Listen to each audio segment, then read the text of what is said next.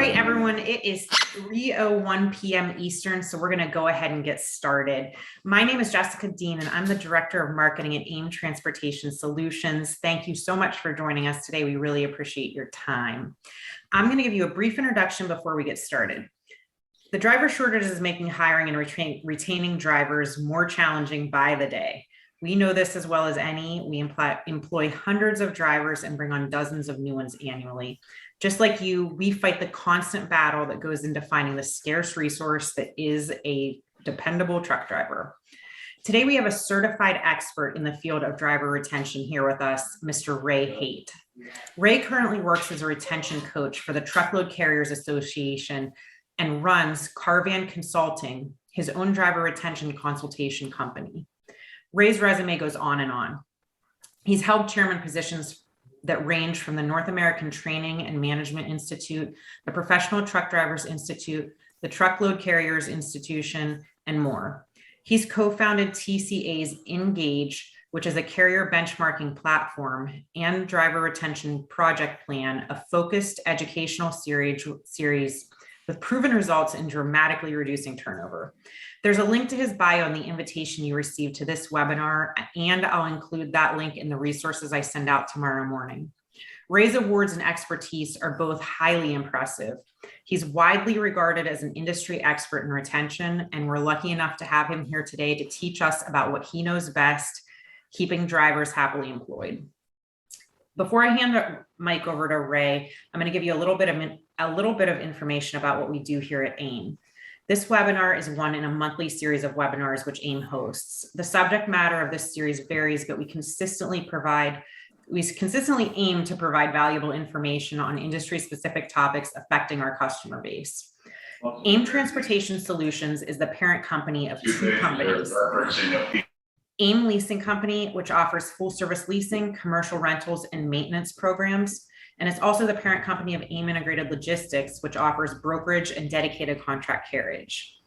Dedicated contract carriage is a service where we not only provide a company with a vehicle, but we also provide them with a driver, which is an AIM employee. We do the dispatching, we hire and retain the drivers, and we take away all the headaches associated with the delivery function of your business. So you're putting your time, your resources, and your energy into where it belongs, growing your business, and not do what you're doing now, which is killing yourself daily trying to get your customer deliveries handled. If you'd like more information about the service, please reach out to me following this session. I'd be happy to talk to you a little bit more about what we do. However, for now, we understand that driver retention is something that you must tackle independently. And so we're here right along with you to learn from Ray. A couple of things to note. We are recording this meeting. As I mentioned, I'll send out tomorrow morning an email with a link to the recording, as well as a link to Ray's presentation. We'll provide my contact information and Ray's contact information in case you want to follow up with him. As I mentioned, he manages his own consulting business. At the end of this session, we'll go about 45 minutes for the presentation, and then we'll open it up to questions. When we open it up to questions, you can either unmute yourself and ask the question verbally, or you can type it into the chat function and I'll read it to Ray. So please feel free to engage with us towards the end. All right, I am going to pass the mic over to Ray. Ray, when you are ready, the floor is yours. Okay, thanks, Jessica. Appreciate that. And thank you to all the folks who have decided to allot some time to this. I want to show you a slide that I write numerous articles in different trade magazines and blogs and all the rest of it. I wrote something a while ago that hit a nerve with a lot of people when I talk about mass delusion, and that, driver turnover is just inevitable in your business. And it's really not. It's no more a business challenge than anything else is that you run up against. It's just that, we've got so used to the terminology and to the numbers getting pumped out by different associations about how crazy high turnover is that, some people actually go around thinking they've got 50, 60, 70% turnover and they're doing pretty good. And it really is not factual. You can beat this thing. It takes attention, it takes work, it takes time. But it is delusional to think that excessively high turnover just comes with the game. It does not. A little bit about me. When I was a young man, I drove 1,000,000 miles over 10 years, accident-free driving. I sold the interest in my business back some years ago. We had 200 owner operators, 100 company drivers. We had a warehousing operation. We call it logistics. It was really load brokering, and I've been past chairman of TCA, PTDI, and NATME. So what I talk to people about primarily in the truckload sector on the for-hire side is that this is really an exercise in increasing your operating ratios. My company went from 120% to 20%. It took us 2 years to drive that number down. During that time, we more than doubled our operating ratio. We went from hitting things left, right, and center, doing 25 million miles a year, to winning 3 national fleet safety awards with Truckload Carriers Association. So these are just the offshoots, a few of them. I'll talk some more about what the other benefits are when you really pay attention to this and stabilize your workforce. But for me, everything we do in life starts with responsibility. Those among you who may have the habit of saying, it's not our fault, they don't make them like they used to, or it's recruiting's fault, or it's operations fault, they didn't do what they were supposed to do. It's just wrong. We have built our organizations into places that are just 100% right for the turnover we have, whether it's good or bad. As soon as you allow people to say, it's someone else's fault or another department's fault, then you're playing the blame game and you'll never win, not significantly. So really, for me, the whole thing has always been about, you pick up freight from A, you deliver it to B, you pay the driver, and you do it again. Or do you suggest to the marketplace that your strategic advantage is your workforce and the quality of those people? For me, there was a bellwether moment. I had built this company, spent my entire life doing it. I built it to a point where it was profitable, but I didn't enjoy going to it. It just wasn't fun. And the other thing I think we've become benign to in these numbers is families. All these drivers have families, they have children, they have obligations, they got mortgage payments, car payments, they're trying to retire, and we're disrupting that for no really good reason other than we're not focusing on this whole thing to make them successful the best we can. The other thing that I found in my travels, believe me, I've dealt with dozens and dozens of carriers and still do. I enjoy doing it. Most carriers are looking for quick fixes. They manage from balance sheet to balance sheet. So when I start talking about this process taking 6 months to a year, maybe a little longer, they tune out. And it really doesn't make a lot of sense to me, because really what I'm going to be talking about is doing the same things you're doing today. You just do them from a different paradigm. You do them from a driver's perspective. You first ask, how will this impact our driving force before you just bring new policy and procedures in? There's no such thing as silver bullets. This is a complex problem, but it can be beat. And many companies just have the basic structure that is wrong to adapt to change when it comes to the driving force. So that can't be off the table either. This is a really, quick look at what my business did. And the reason I put it out in this fashion will become clear in a second. But this was our project plan that we put together. And we really kind of bumped into some of these things. Most of it was predetermined, but some of it came from our membership associations and in the hallways, all the tips and tricks you can get from fellow truckers. And it worked very well for us. But I put that there because of this. This overlays so nicely into Maslow's hierarchy of needs. And I would just make assumption, typically 20 to 30, 40% of an audience really knows what this is. But this is Maslow's hierarchy of needs as produced by Abraham Maslow in the late 40s. It came out and was suggested to be something that's intrinsic to all of us. And, psychology folks around the world adopted this right away, accepted it, and it has been the mainstay for human behavior, for 70 some odd years now. So if you put in terms of what Maslow suggests as a disengaged or shelter warmth, that's driver wages. It correlates. Structure, security, that's safety. That's the safety of people. I don't care how much you're going to pay me. If you're not going to keep me safe, I don't want to work for you. And then, most trucking companies and most groups, they stop there. That's why they're demotivators, because once we get those things satisfied in our brains, now we want to move on. And most companies don't really focus on the top half of this. So social needs, communication. I give you communication because I trust you. Esteem needs. I want to tell you how much I appreciate what you did for us. Self-actualization. So I'm going to go through all of these things. But for companies that have high turnover, I suggest strongly, and Maslow's hierarchy of needs, by the way, has been adapted by many different business silos. And I did the same thing. So I did a pre-work piece, which is the foundation. If you got 100% turnover in your company, or 50 to 150, whatever the number is, the likelihood that your people believe what you say is really not very likely.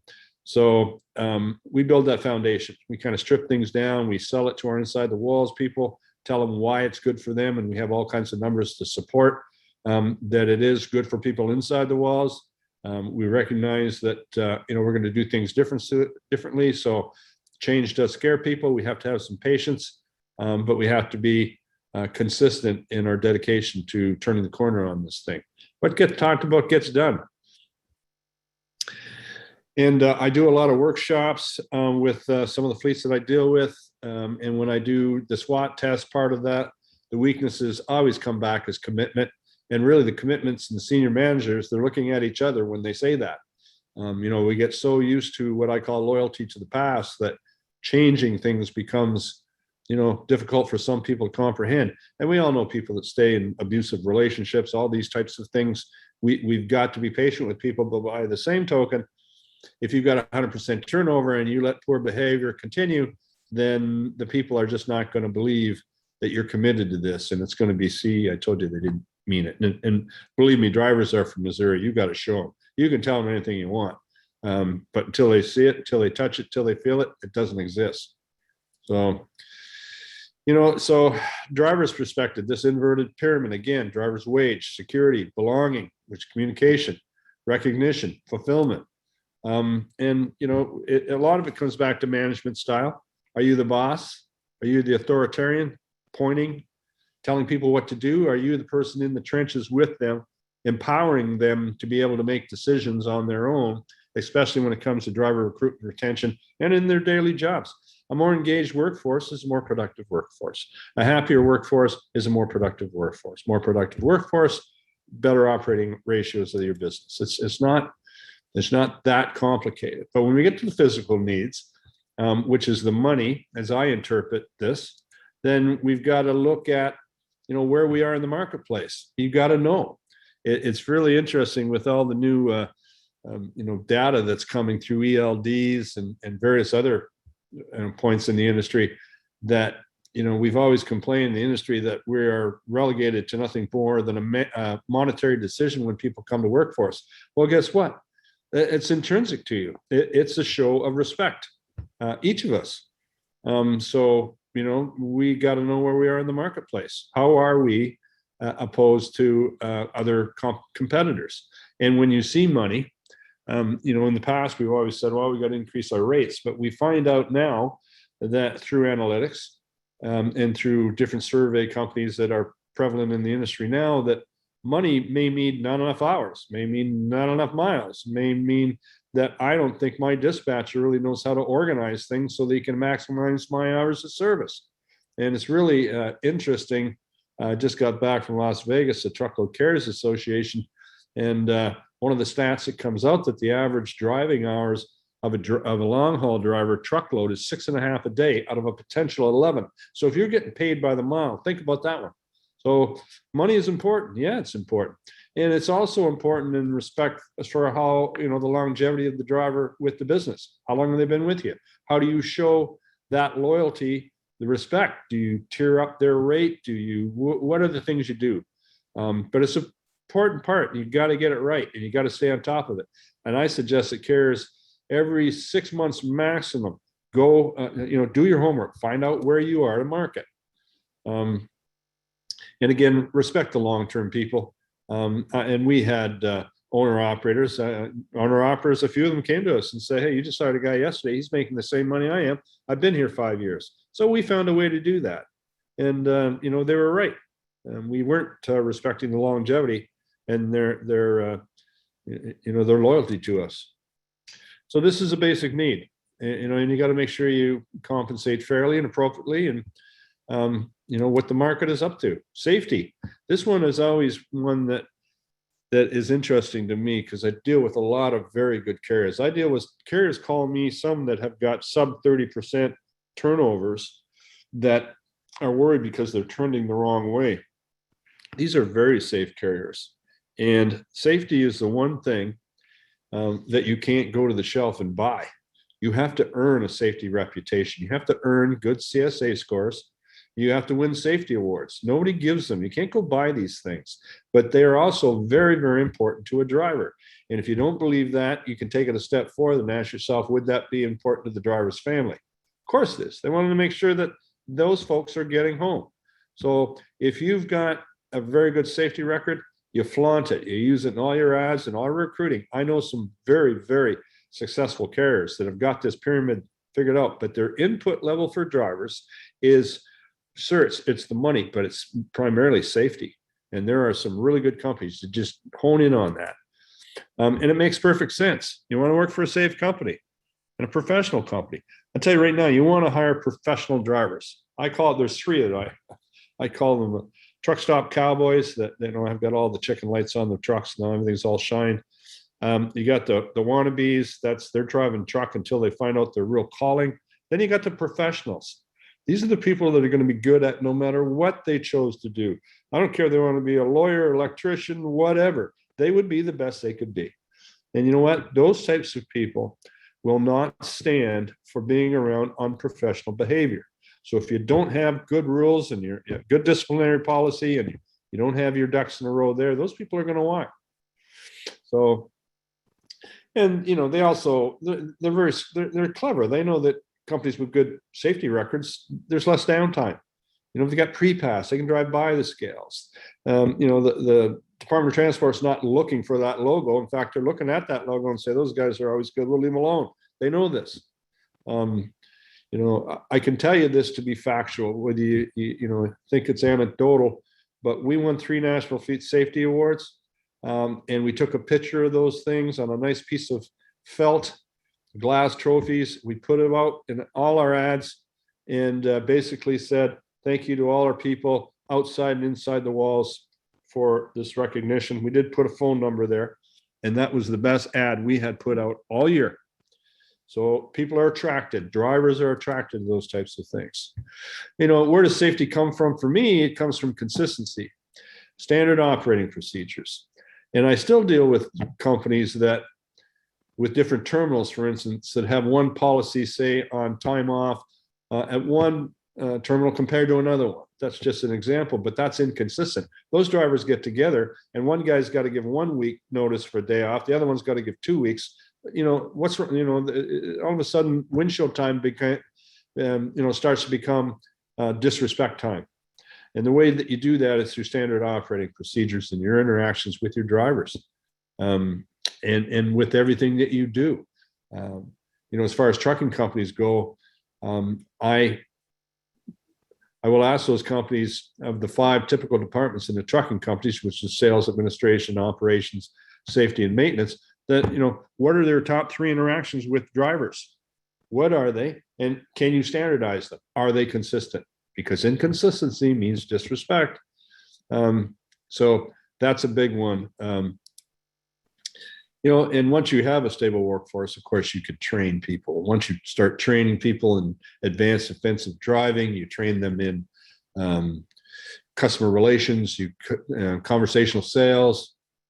I have a number of good carriers who have more than half their fleet called on-road recruiters. They have trained these people in conversational skills. They have told them what to talk about. They're remunerating them quickly when they bring a new person in. The higher rate of drivers bringing in drivers to a company is over 40%. The recruiter percentage brought in for most trucking companies is around 2, maybe 3%. So is that a cost-effective spend for money? Of course it is. In my business, 52% of all our new hires came from our own drivers. So there's all kinds of things you can do with a stable workforce. Social needs. Again, as I mentioned before, I give you information because I trust you. You can never, ever, ever build a sense of community within your business unless you've got effective lines of communication. And that starts with, who are you communicating to? And are you catching it all? You are you have the friendship group you have because you communicate well, same as the neighbors you live in, same as your spouse, the whole bit. And there's all these different, things that you can use. And, driver both sessions for us was the last Friday each month. We had a driver's barbecue. Then we had a wide open forum. Drivers, it's your forum. What do you want to talk about? You want to talk about this business, another business? You want to talk about the industry? Whatever you want to talk about, let's get at it. And, I'm of the mind that if you have two people in an office, you've got a rumor mill. That rumor mill will lend itself to things that you don't want it to.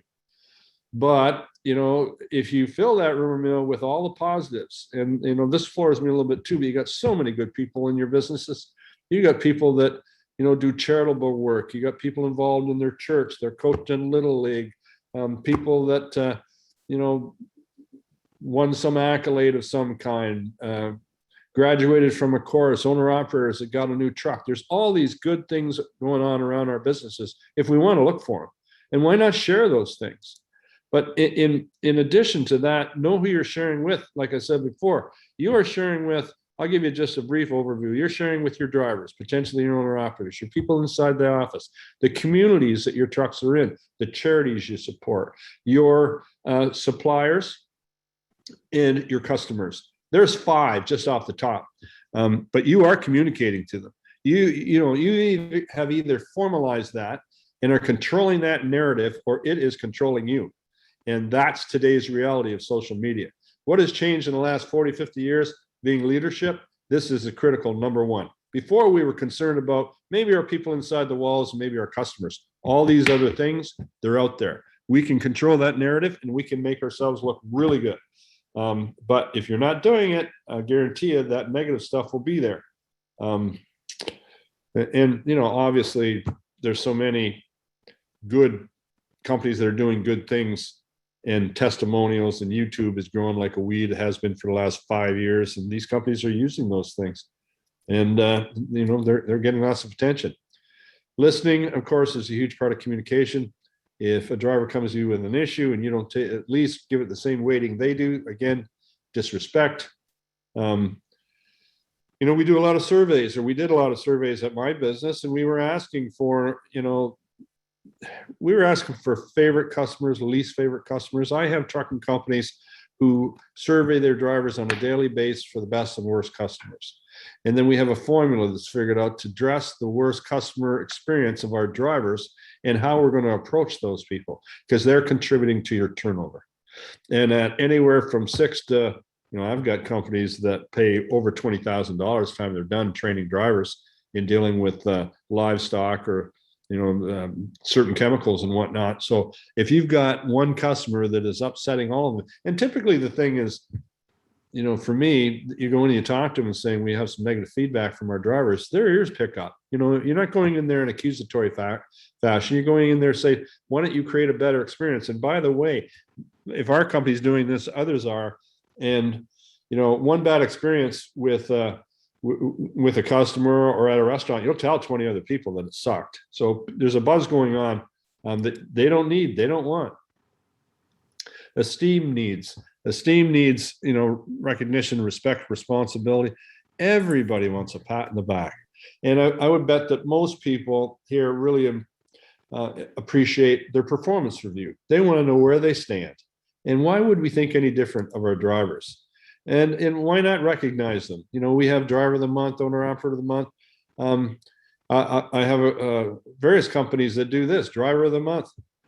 They send, they give that individual recognition, maybe a plaque, maybe a jacket, but also they get into the house. The spouse, assuming it's a lady, the spouse gets a bouquet of flowers and a letter from the president thanking them for supporting that driver, because without family support, this individual couldn't be as good at what they do as they are. Accident-free driving, these things are so easy.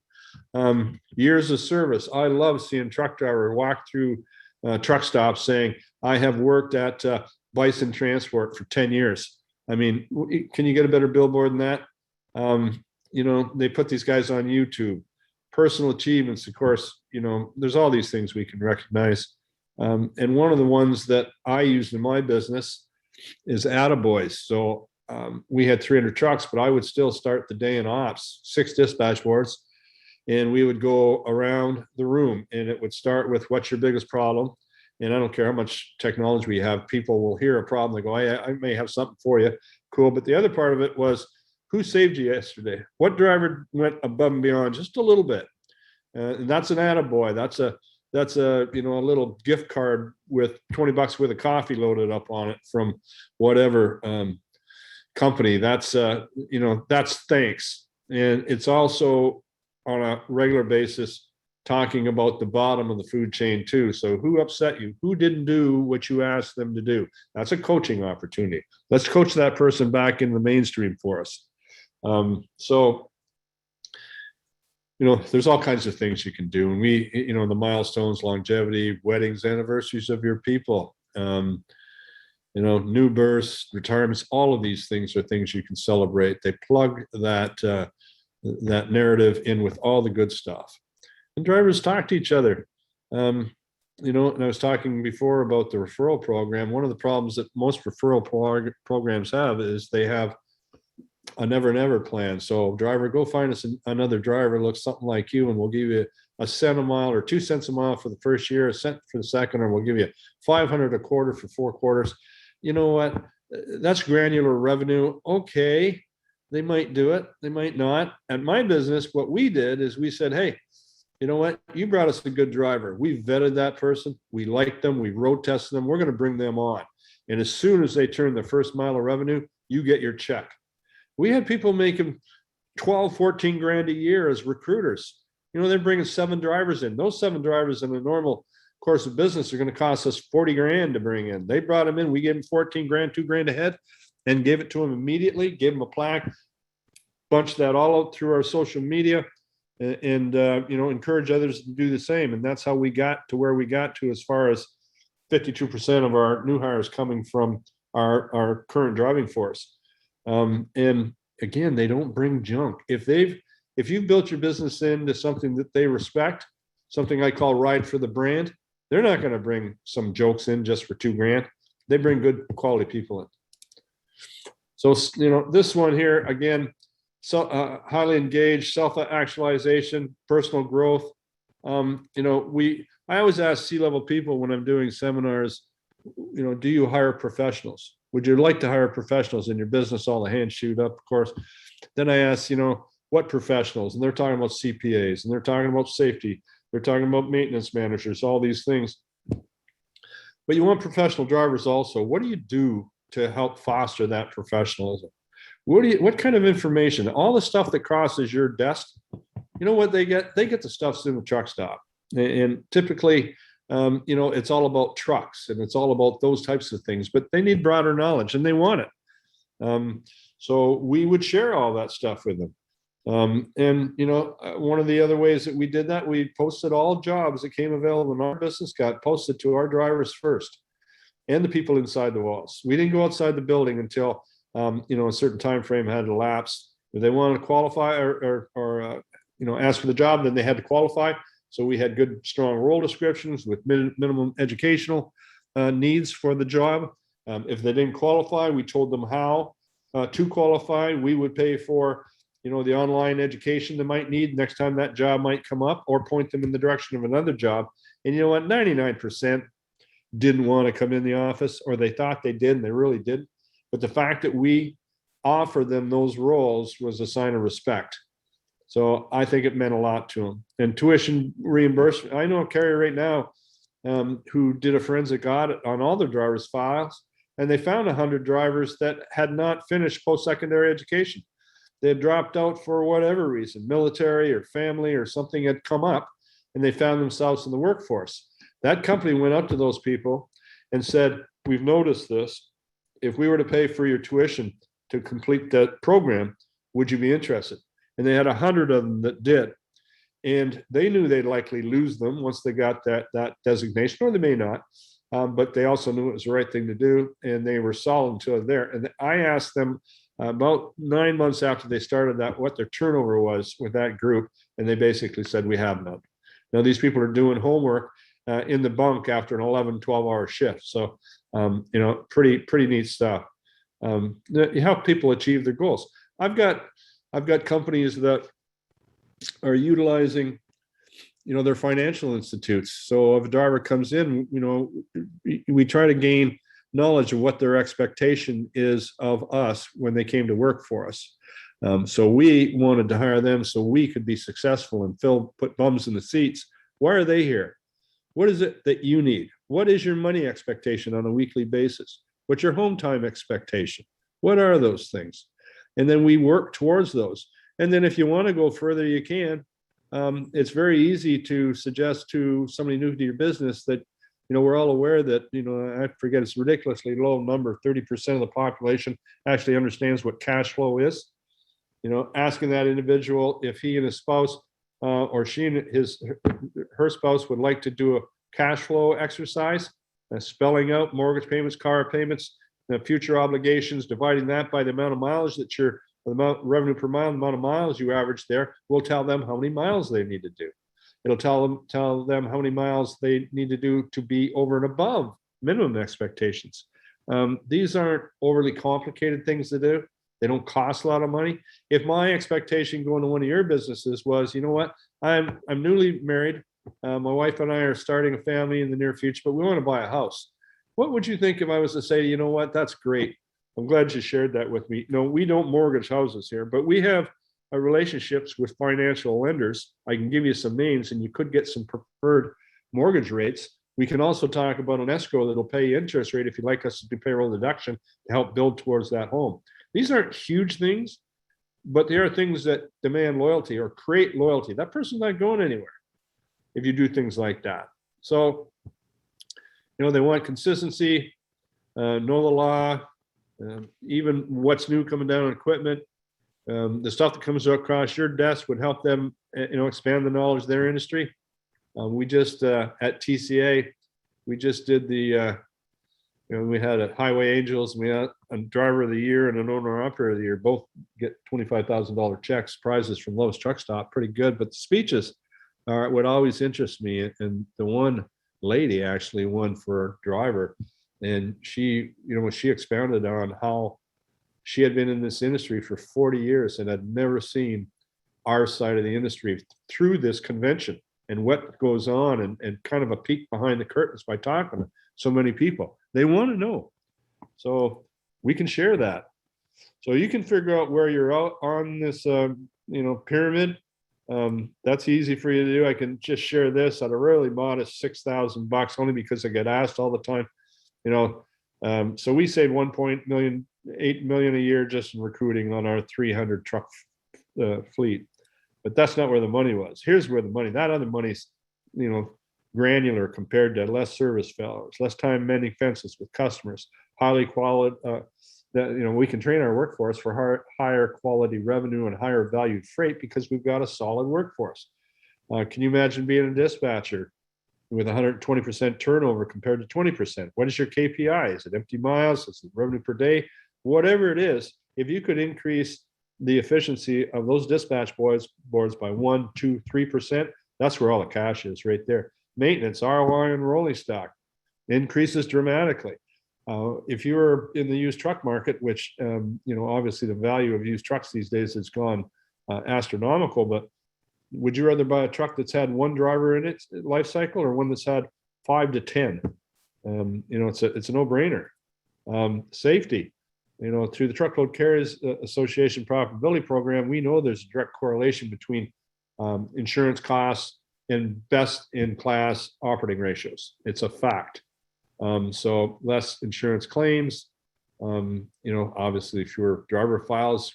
Creating driver files on a daily basis is crazy. And more time to train people.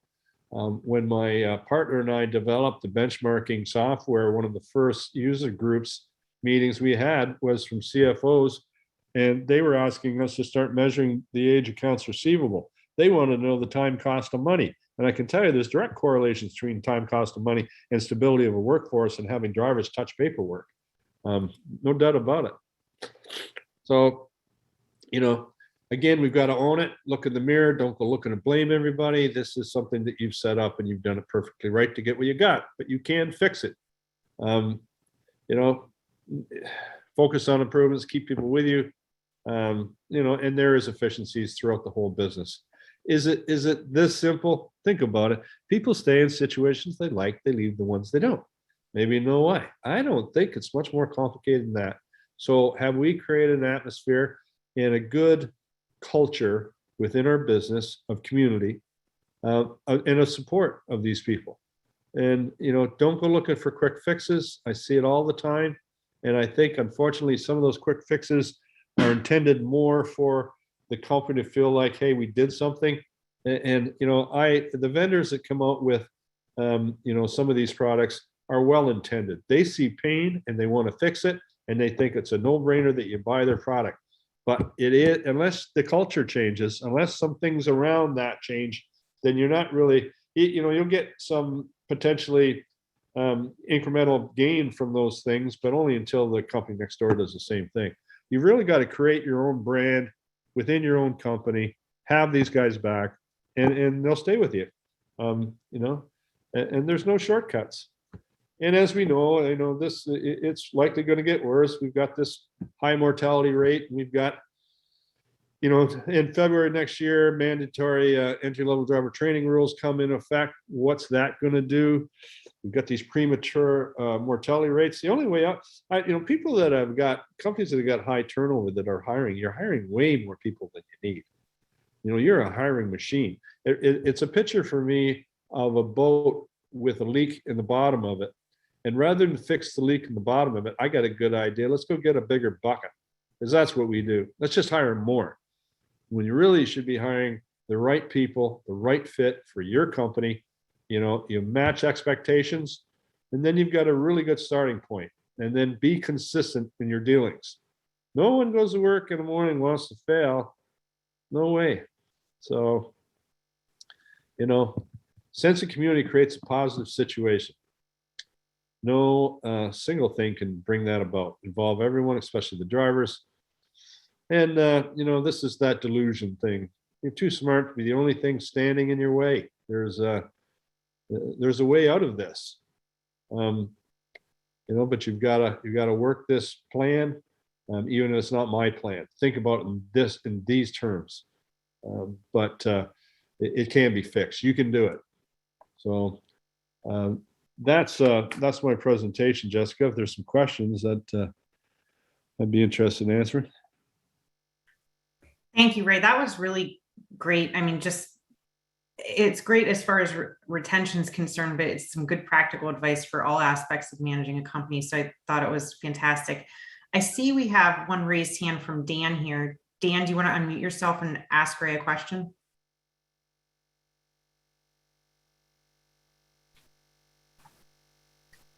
All right.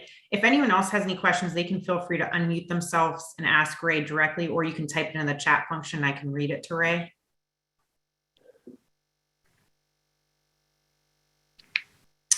All right. Well, I think, Ray, you covered it all too thoroughly. We don't have a single question, so I appreciate. Okay. Well, that's great. I just, on closing, this is something that can be beat. Many carriers have done it. I'm dealing with a carrier right now that 2 years ago had 150% turnover. They're now trending on their short term, which their short term is 1 year and less, at just under 30%. They put a lot of hard work in it. They've got a very dedicated CEO who's leading the charge, but they're winning. And I will tell you this too, forget about doubling their operating ratio. They went far and above that. This thing can be beat, but it's a business challenge. You just got to use your focus and think it through and get at it. Absolutely. And I just want to say in closing that, we know that staffing drivers is not only time consuming, but costly. If the burden of these activities is impacting your day-to-day business operations, remember there are alternatives out there, and AIM offers a great one. We'd love to talk to you about it. So please feel free to reach out to me at any time. Ray, this was incredibly great information and a really well done presentation. I appreciate your time very much.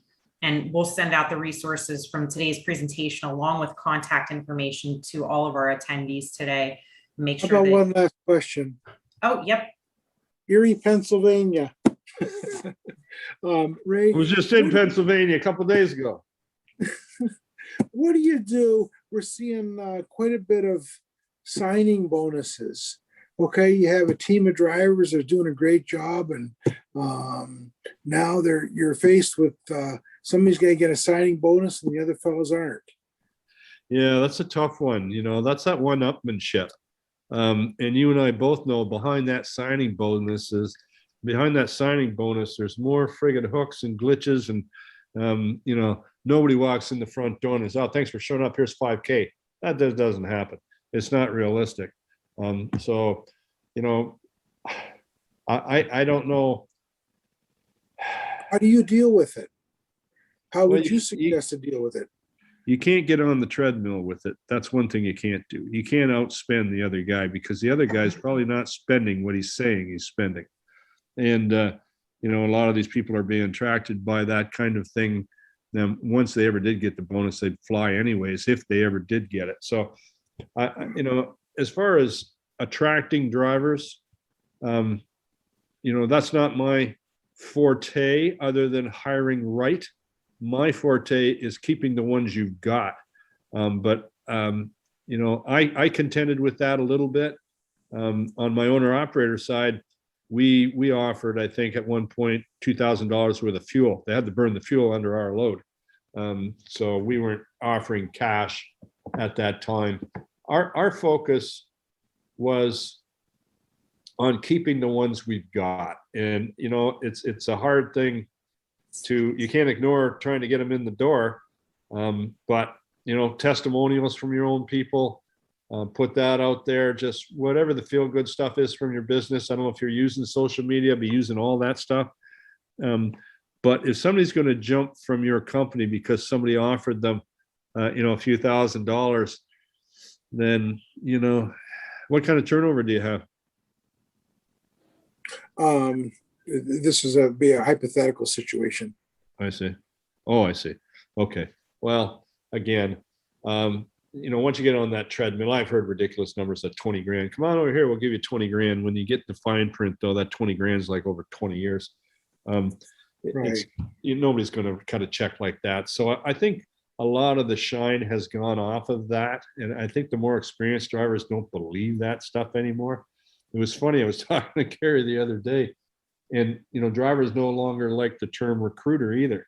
So this company had changed the name of the recruiters to onboarding specialist, you know, because recruiters are just salespeople with like used car salesmen, right? So that was kind of cute too, but I can't solve that one for you. I can only tell you that if a company has high turnover and they can slow that down, then even though their hiring might slow down a little bit. I know a company that does very well, and they're hiring about 40% of their applicants, but they have a measurement of integrity. They measure the individual's integrity, and they'll help that person who maybe had been put in a bad situation, and they were able to right the wrong kind of thing, and they've got great turnover. So there's all kinds of ways you can look at this, but competing with those folks that have got some other motive by telling drivers you're going to make them rich just by showing up at their door, I don't think that's doing the thing that that those carriers are expecting anymore. Well, I want to thank you very much. You did a great job, Ray. Well, thank you. I appreciate I really appreciate the opportunity of AIM National. We've leased all of our trucks from them for giving us this opportunity to watch this. This was very interesting. Great. Well, if I can do anything else for you, you can reach out to me, man. You know what? I retired a few years ago, and I found out you can spend too much time on the 19th hole. So I kind of picked this mantra up and wrote the course out, and got supported by TCA. And I do a lot of consulting now. When I say a lot, I do as much as I want to do. And I really feel strongly that if I can help a carrier, or more importantly, the driver from going home and telling his family he doesn't have a job, that's the value that I can bring. And that's what I enjoy doing. So thanks very much for the feedback. Thanks, Jessica. Thank you, sir. Hey, Dan, Ray, we've gotten another question from a gentleman named Dan in the chat function. He said, you recognize tuition reimbursement program and how there was zero turnover for your drivers. Does this include drivers pursuing a different career / education? Yes, most definitely. Most definitely. Yeah, I know this is done in the bunk at night through Udemy, University of Phoenix. No, it's not helping them achieve something that's going to, indenture them at the business. This is, whatever it is, that was their goal. That was their aspiration. We're going to help them achieve it. Will they walk on us when they get that certificate? Maybe, maybe not. But if they do, they're going to be smiling. They're going to be saying some really nice things about us on their way out. Tell you that. But we're all about helping people win here. And yeah, no, I don't care whether they're trying to be an accountant or whether they're trying to be whatever it was their objective was before they got waylaid. We're going to help them. Fantastic. Another one came through too. I'm all about positive culture. Do you find that businesses that follow the organic, free-flowing culture seem to maintain drivers as opposed to the non-conforming robotic culture who frown upon happy culture, like old school meets new school? Okay, so here's, culture is a funny thing, and it's a tricky thing. But one of the things that I found to address this is through a value statement. And it starts with leadership. Leadership's got to be behind it. The interesting, I'm doing this right now with a care. The interesting thing is, no matter how crazy this world seems to get and how much dissent we get through all these media channels, I'm convinced that our core values that each of us share is common to about 85%.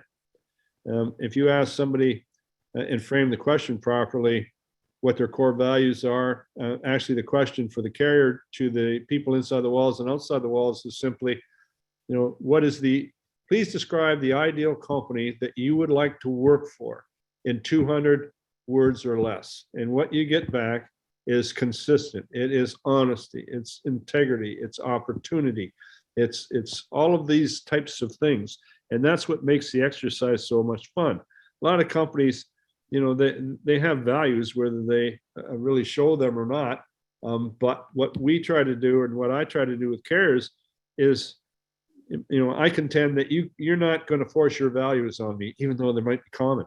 My values come from my parents. They come from my mentors. They come from people of influence in my life. Those are my values. Don't tell me what your values are. But when you collectively get together and build a value statement with your drivers, with your people inside the office, and you collect all this information, that's how it works. And then the senior management team sits down, picks out all those common words, and they're going to be words you like. I mean it. Then you put that in a sentence. Then you put it back out to the people and you say, is this what you meant? Is this what you folks meant? And you got to be careful, and you got to tell them, be careful, read this thing and think about it, because we're going to operate like, as soon as we get your approval, that is this company. We operate that way. That's our sword. That means any driver that comes into dispatch who decides to yell, that is not how we treat people. That means, people in our sales department who give things away for sales. We don't give away things that are over and above what we would accept. We have rules on these things, and we do not cross the line. It's very powerful. But once you establish that, that's the groundwork for me. Once you establish that and you live by that, then you can build up from there. Did that answer your question? You can build a sense of community off of that. You really can, because it's moral, right? It's the high road. And I hate to put this analogy out there when I talk about values like that, but we've all got these experiences.